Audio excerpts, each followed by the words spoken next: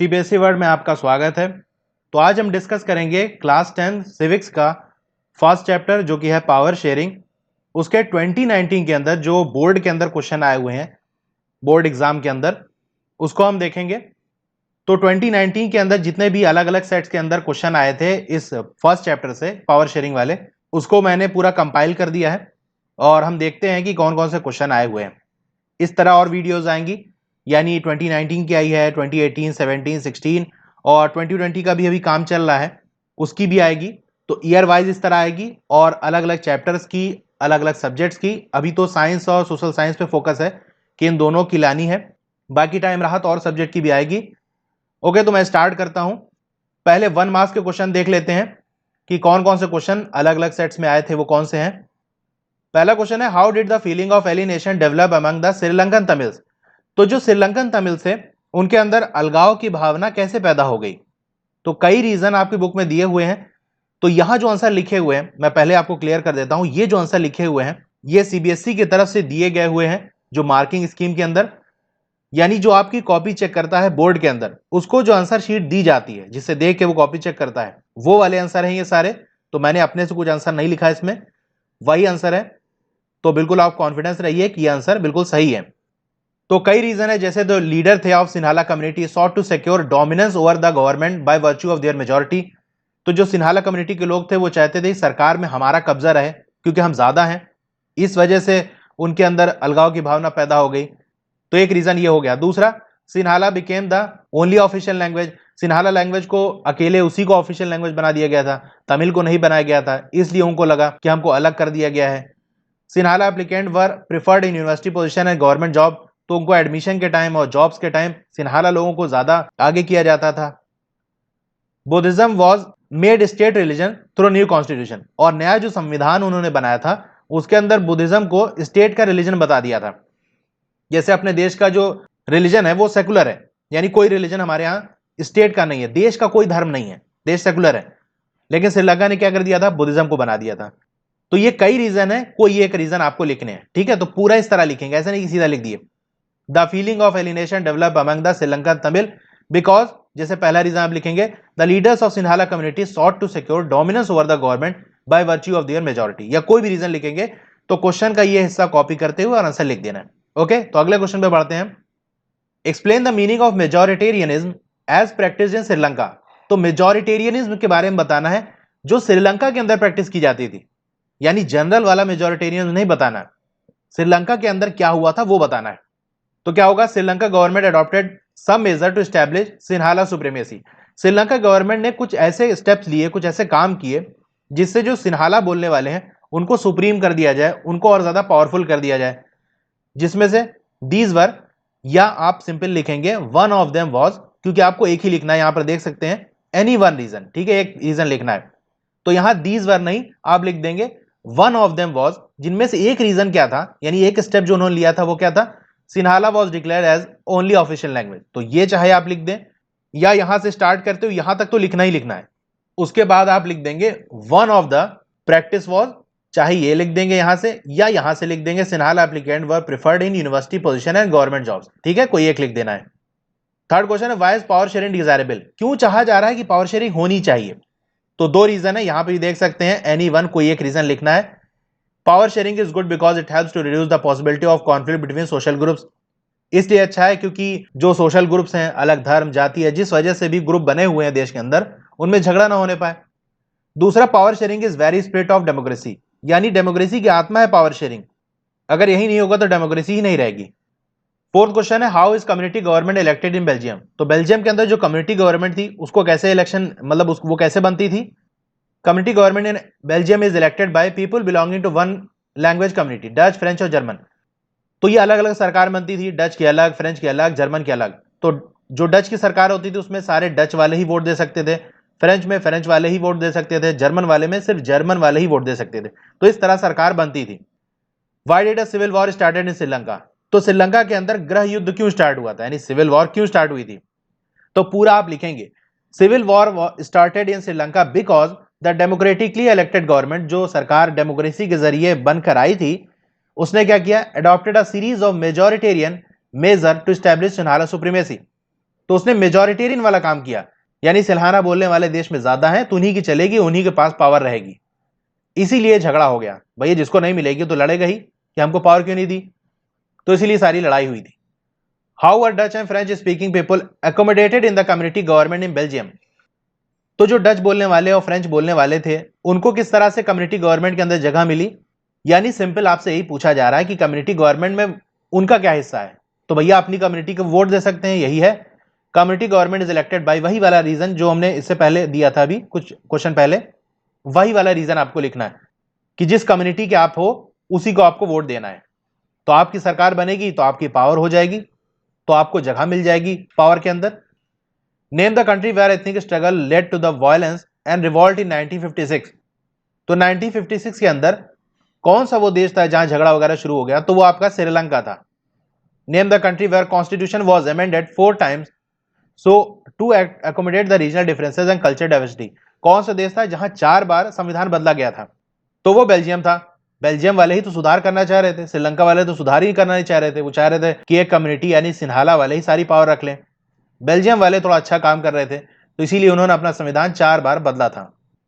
Name the 2 major ethnic communities of Sri Lanka. Ethnic community मैंने detail पूरा पढ़ाया हुआ है, आप वीडियो में देख सकते हैं जो थ्योरी लेक्चर है, यानी अलग अलग बेसिस पे जो कम्युनिटी बनती है, जैसे लैंग्वेज हो गया, कल्चर हो गया।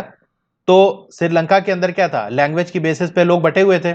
तो दो जो बड़ी थी कम्युनिटी वो कौन सी थी, एक सिन्हाला थी, सिन्हाला लैंग्वेज बोलने वाली, और तमिल बोलने वाली जो ओरिजिनल श्रीलंका के थे। ये 2 बड़ी कम्युनिटी थी, ठीक है। बाकी और छोटी भी थी, इंडियन तमिल भी थे, लेकिन 2 बड़ी यही थी। Why is power sharing good for democracy, explain one reason. तो ऐसा ही क्वेश्चन हमने अभी कुछ क्वेश्चन पहले देखा था जहां बेनिफिट लिखना था, तो क्वेश्चन को सिर्फ घुमाए, आंसर वही है। It helps to reduce the possibility of conflict between social groups, ठीक है। तो पूरा क्वेश्चन से कॉपी करते हुए power sharing is good for democracy because ये पूरा लिख देना, या ये वाले लिख देना, या it is very spirit of democracy, और चाहे तो थोड़ा सा अपना और बढ़ा चढ़ा लेना। मेन चीज ये है, एग्जामिनर इसको देखेगा ये है कि नहीं है। Explain any one benefit of power sharing. Power sharing का कोई एक बेनिफिट बता दो। वही क्वेश्चन ये अलग अलग सेट में था, इसीलिए मैंने सारे क्वेश्चन लिख दिए हैं। तो आप देख सकते हैं कि वही उसी क्वेश्चन को कैसे घुमा फिरा के अलग अलग तरीके से पूछता है, और आंसर वही है, it helps to reduce the possibility of conflict. यही पूरा कहानी लिखना है। थोड़ा सा चाहे और आप बढ़ा दो। अब बढ़ाओगे कैसे, क्योंकि थोड़ा सा एक्सप्लेन लिखा हुआ है तो थोड़ा सा और बढ़ा देना। कहां से बढ़ाओगे, ये टॉपिक देख सकते हो, why power sharing is desirable, इसी के अंदर आएंगे। तो यहां लिखा हुआ है power sharing is good because it helps to reduce the possibility of conflict between social group, तो ये तो वहां लिखा हुआ है। आगे आप बढ़ाओगे क्या, since social conflict often lead to the violence and political instability, power sharing is a good way to ensure the stability of political order. तो इतना लिख दोगे तो बस पूरा नंबर एकदम पक्का। 12th वाला क्वेश्चन देखते हैं, explain any one method of power sharing in Belgium.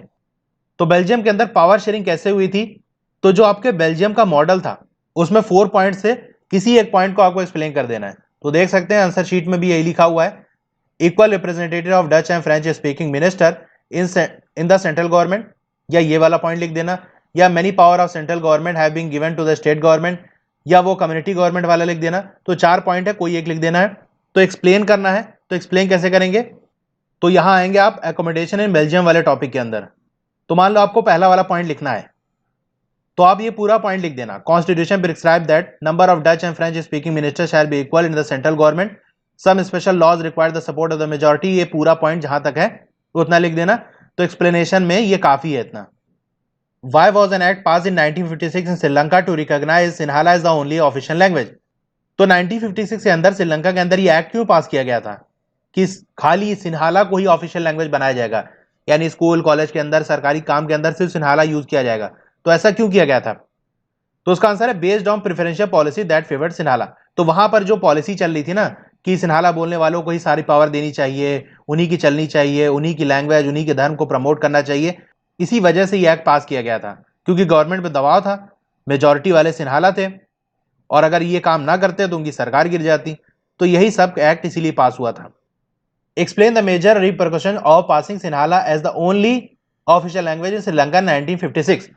तो ये जो काम किया गया था कि सिन्हाला को ही अकेले ऑफिशियल लैंग्वेज बना दिया गया था और किसी लैंग्वेज को नहीं बनाया गया था, उसके क्या रिजल्ट निकले थे, क्या नतीजे निकले थे। नतीजा ये निकला था कि तमिल लैंग्वेज को डिसरिगार्ड कर दिया गया था, यानी अब उस लैंग्वेज का क्या काम रह जाएगा जब कहीं यूज ही नहीं कर सकते, स्कूल के अंदर आप पढ़ नहीं सकते, कहीं ऑफिस में काम नहीं कर सकते, तो यानी उस लैंग्वेज को बिल्कुल किनारे कर दिया गया था।